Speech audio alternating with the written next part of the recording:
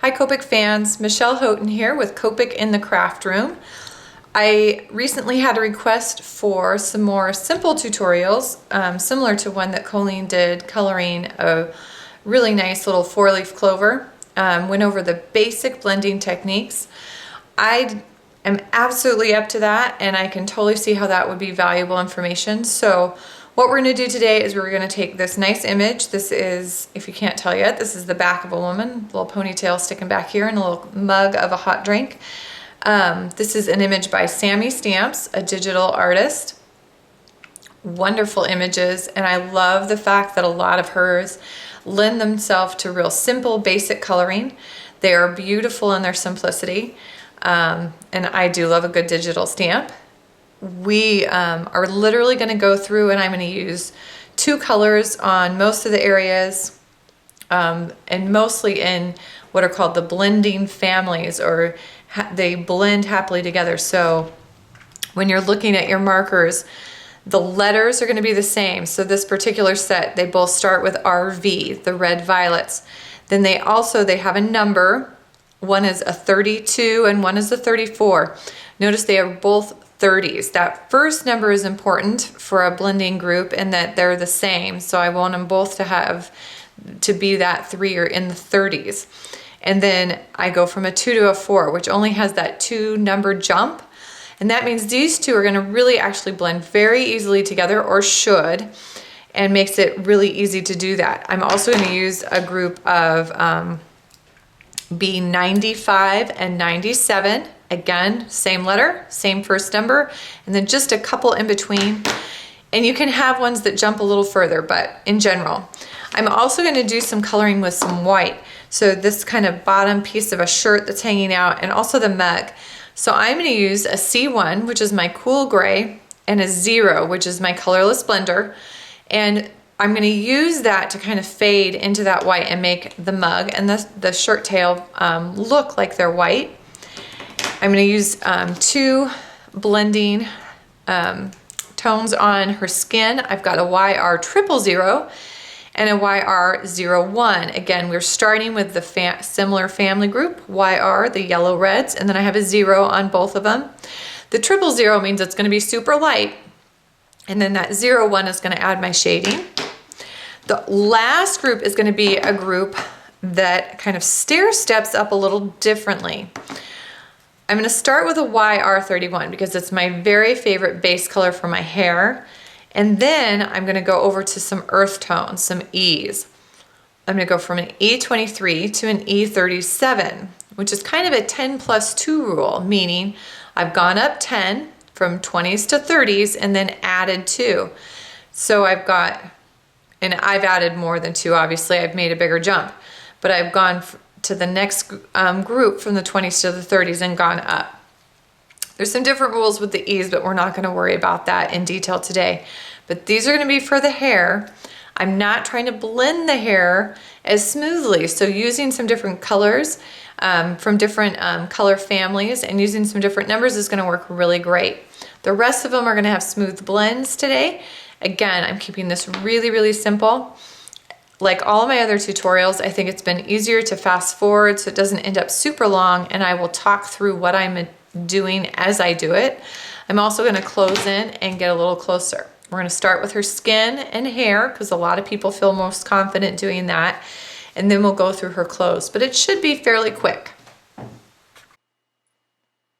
So I'm going to start with her skin, and it's YR000. Now I want a nice coat on this, so I'm using small circular strokes. You can see on the back I've saturated the paper well. I'm choosing my light source from that right corner, and I'm adding some shading with a YR00 and going back in with YR000 to soften that. So I use small circular strokes over that combined line.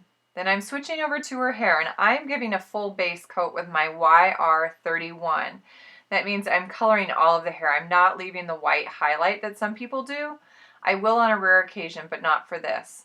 I want to let that dry a little bit. I've got the good saturation, but I want to let it dry. Then I'm coming in with my E23, and I'm flicking this color in. And what you can tell, especially with hair, is I want to get way up on the tip of my marker. So I'm holding my marker much more vertically, and then I'm going in the direction of the hair. So I'm going out on the bangs from the center out, and then on that ponytail, I'm actually coming from the outer edges in toward the ponytail and then flicking out from the ponytail. And I'm trying to keep the hair in the ponytail a little curly and messy. I moved on to my E37, which is going to be my darkest shade. Again, I'm flicking from the inside out on that ponytail and the outside in, way up on the tip of my marker. Not as much of this color since it's my darker color, but I'm definitely going right into that ponytail. See how much darker that area is? That's going to add that nice shading and depth. Now I do a step where I go back to my lightest color and I just very lightly flick over the whole thing, and that's just going to soften that texture. It's going to keep the texture but soften it. RV32 is what I'm going to base the shirt in. And again, this time I open my chisel nib and I'm doing small circles because I want to get nice, even coverage of the entire shirt. So I'm doing small circles, filling the whole thing in, going back over a little bit areas like the edges. And you can see I've got a nice coverage from the back. RV34 is my color that I'm flicking in for shading. Again, look, I'm coming from the side away from my light source. And I'm using the broader side of that brush nib now, but I'm still flicking color or feathering color across so that I'm lifting the nib up as I get towards that lighter side. I'm using my RV32 to blend. Again, I'm coming right along that edge, softening that the area between the two colors. I added the RV32 to the headband, and now I'm adding RV34 and blending with RV32.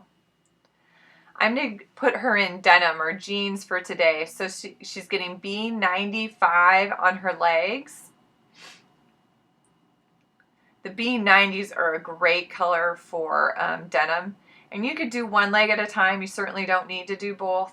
B97 is the color that I'm shading with. And I'm coming from the underside up. Because of the way she's sitting and the light source being up, it's not so much from that side as much as it is from up and side. So the shading on her legs is coming from the bottom up. Back to that B95 to soften that blend. Notice how I'm really going over the area where the two colors meet, and that's just going to soften that and smooth it out. I'm going to start with my colorless blender. I'm pretending like this is either a shirt tail hanging out or something she's wrapped around her waist, and I'm making it white. And then I'm using a C1. Starting with a colorless blender makes that blend easier. I came back with the colorless blender and softened the edge. I'm also going to use the colorless blender on the mug because I'm going to make that white. C1 for the shading. Again, it comes in on the darker side and underside. And notice it's already blending without the colorless blender, but I'll go back just a touch with a colorless blender to add. And I'm adding just a touch of the C1 into the steam and colorless blender. And then I decided I'd rather fill her mug with something warm. So I added E37 just to fill it to the rim with something warm. So hopefully you got a sense of some of those basic blending. The only part that was not was the hair. And then I was using a flicking technique.